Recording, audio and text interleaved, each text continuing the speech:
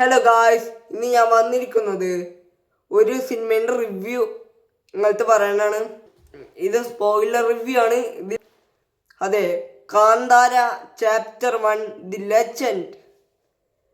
ഈ സിനിമയുടെ first part ഇറങ്ങിയപ്പോൾ തന്നെ എൻ്റെ സെക്കൻഡ് പാർട്ടിന് ഞാൻ വെയിറ്റ് ചെയ്തിരിക്കുന്നു. ഞാൻ 4ാം ക്ലാസ്സിലൊക്കെ പഠിക്കുമ്പോഴാണ് എൻ്റെ ഫസ്റ്റ് പാർട്ട് വരുന്നത്. അതിൽ ആ ക്ലൈമാക്സ് 20 മിനിറ്റ്, അതിൻ്റെ 10 ഇരട്ടിയല്ല 100 ഇരട്ടിയാണ് ഋഷഭ് ഷെട്ടി ഇതിൽ ചെയ്ത് വെച്ചത്. അപ്പം നേരെ കാന്താര റിവ്യൂയിലേക്ക് പോവാം. എനിക്ക് ഈ സിനിമ തുടങ്ങുമ്പോൾ തന്നെ നമുക്ക് ഒരു പ്രതീക്ഷയൊക്കെ ഉണ്ടാവില്ലേ?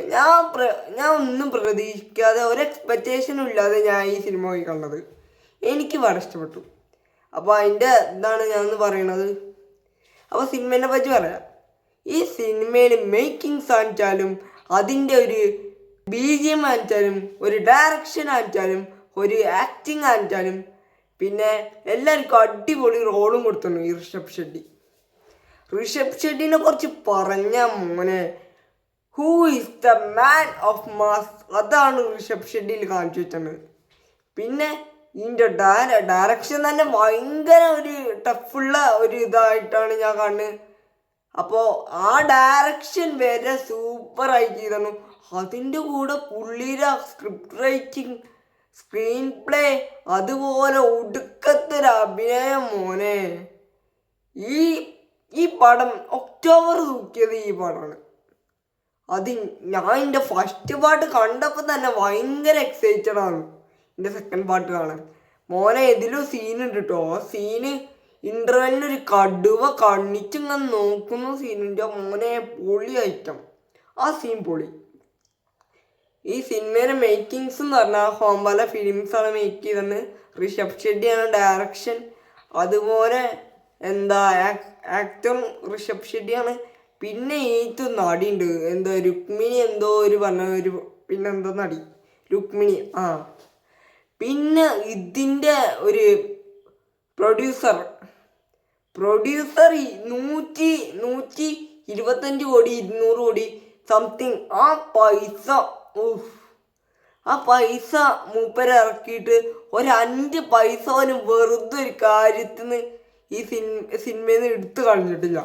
പൈസ കൊടുത്ത അതേ പ്രൊഡക്ഷൻ, അതേ മേക്കിങ്സ് ഒക്കെ ടോപ്പ് നോച്ച് ഇൻ സിനിമ. അപ്പം ഇതിനെപ്പറ്റി പറയാനാണെന്ന് വെച്ചാൽ ഇതിൻ്റെ ഋഷഭ് ഷെട്ടി തകർത്തു. ഇതിൽ മൂപ്പര് തൂക്കി.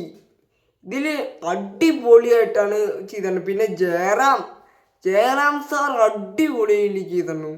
ഇതിൽ വില്ലൻ ക്യാരക്ടർ ട്രാൻസ്ഫോർമേഷൻ വരുമ്പോഴും പുള്ളി സൂപ്പറായി ചെയ്തു. പിന്നെ ചില ഭാഗത്തൊക്കെ കുറേ കൺഫ്യൂഷൻ ഉണ്ടായി.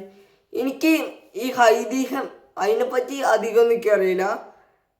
നമ്മുടെ കേരളത്തിൽ തന്നെ ചുരുക്കം ഐതിഹ്യങ്ങൾ മാത്രമേ എനിക്കറിയുള്ളൂ. പിന്നെ കർണാടക. അപ്പോൾ ഇതിനെപ്പറ്റി അധികം എനിക്കറിയില്ല. പക്ഷെ എന്നാലും ആ ക്യാരക്ടർ അടിപൊളിയായി ഋഷഭ് ഷെട്ടി. ഈ ക്യാരക്ടർ പിന്നെ ഋഷഭ് ഷെട്ടി അല്ലാതെ വേറെ ആൾ ചെയ്യുമെന്ന് ചോദിച്ചാൽ അതെനിക്കറിയില്ല. ബട്ട് ഋഷഭ് ഷെട്ടി ചെയ്തു വെച്ച ഈ സാധനം അത് തീ ലെവലാണ്. ഫസ്റ്റ് ഹാഫ് എന്ന് പറഞ്ഞാൽ ചെറിയ ലാഗും ഒരു ഇതൊക്കെ ഉണ്ടാകുന്നു. പക്ഷെ സെക്കൻഡ് ഹാഫ് തീ സാധനം പൊളി ഐറ്റം.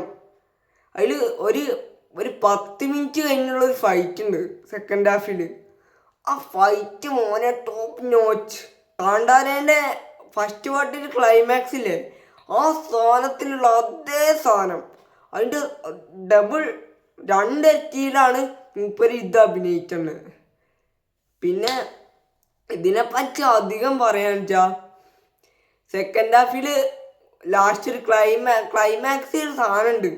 അത് നിങ്ങൾ തിയേറ്ററിൽ പോയി ആ സീൻ തിയേറ്ററിനല്ലാതെ നിങ്ങൾ OTT കണ്ട നിങ്ങൾക്ക് അതൊരിക്കലും അടിപൊളി തോന്നില്ല. മറ്റേ ഒരു അതിശയൻ പോലത്തെ അല്ലെങ്കിൽ ഒരു ഹൾക്ക് അങ്ങനത്തെ ഒരു സാധനം വരുന്നുണ്ട്. അപ്പോൾ അത് വന്നപ്പോൾ മോനെ പൊളി. എന്നിട്ട് ഋഷഭ് ഷെട്ടിൻ്റെ മോനെ ലാസ്റ്റ് സീനുണ്ട് കേട്ടോ. ഒരു പുലി ഋഷഭ് ഷെട്ടിയും ഓടി വരുന്ന സീൻ അടിപൊളിയാണ് അത്. പിന്നെ ഋഷഭ് ഷെട്ടി ഒരു മറ്റേ തൃശൂലം അങ്ങനെ തൃശൂലത്തിൽ പിടിക്കുന്ന സീനുണ്ട് മോനെ. ആ സീന് അപ്പോഴാണ് നമുക്ക് കഥ മനസ്സിലാവുക. ഇതുവരെ കണ്ടത് ഒക്കെ അടിപൊളിയാണ്. ഈ സീൻ എൻ്റെ ഫേവറേറ്റ് ആട്ടോ മറ്റേ തൃശൂലത്ത് പിടിക്കണത്. അപ്പോൾ എനിക്ക് തോന്നിയത് വെച്ച് ഈ വർഷം ഞാൻ കണ്ടതിൽ വെച്ച് ഒരു മടുപ്പും ഇല്ലാതെ കണ്ട ആകെ 3 സിനിമകളാണ്. ഒന്നും തുടരും, പിന്നെ ലോക, ഇപ്പം കാന്താര. ഒരു മടുപ്പും ഒന്നുമില്ലാതെ ഇങ്ങനെ കണ്ടിരിക്കാൻ പറ്റിയ സിനിമ അത് ഇതാ. പിന്നെ ബാഹുബലിൻ്റെ അത്രയൊന്നുമില്ല, പക്ഷെ എന്നാലും പിന്നെന്താ എപ്പിക് എന്ന് പറഞ്ഞാൽ ഈ സാധനമാണ് എപ്പിക്ക്. അല്ലാതെ ഒരു 200 കോടിയൊക്കെ കൊടുത്തിട്ട് ഒരു സിനിമ ചെയ്തതിനായിട്ട് 150 കോടി ഒരു പിന്നെ ആക്ടറിന് കൊടുക്കുക, എന്നിട്ട് 50 കോടി കൊണ്ട് ബാക്കിയുള്ളവർക്ക് പൈസ കൊടുക്കുക, പിന്നെ 25 കോടി കൊണ്ട് മറ്റേ സിനിമ എടുക്കുക. അതൊന്നും നല്ല രീതിയിൽ ചെയ്തു വെച്ചിട്ടുണ്ട്. എത്ര കോടിയുണ്ട്, ആ കോടിക്കുള്ള പിന്നെന്താ പ്രൊഡക്ഷനും ഒക്കെ ഇല്ല. സ്റ്റണ്ടാണെങ്കിലും അടിപൊളി സാധനം. സ്റ്റണ്ടിൻ്റെ മോനെ അടിപൊളി സാധനം. ഇതിൽ ഋഷഭ് ഷെട്ടിനാണ് ഒരു 2-3 സ്റ്റണ്ട് ഉണ്ട്, അടിപൊളിയാ. തിയേറ്ററിൽ നിന്ന് കണ്ടതാ. പിന്നെ ഇതിൽ ചില ഭാഗത്തൊക്കെ ക്വസ്റ്റ്യൻസ് വരും, ബട്ട് ഇതിൻ്റെ സെക്കൻഡ് പാർട്ടിൽ കൂടെ അത് കൺഫ്യൂഷൻ മാറ്റും. ഇതിൻ്റെ സെക്കൻഡ് പാർട്ടിന് തന്നെ ഞാൻ വെയിറ്റിംഗ് ആണ്. ഇപ്പോൾ ഋഷഭ് ഷെട്ടി ആണെങ്കിൽ അടിപൊളിയായി ചെയ്തിട്ടുണ്ട്.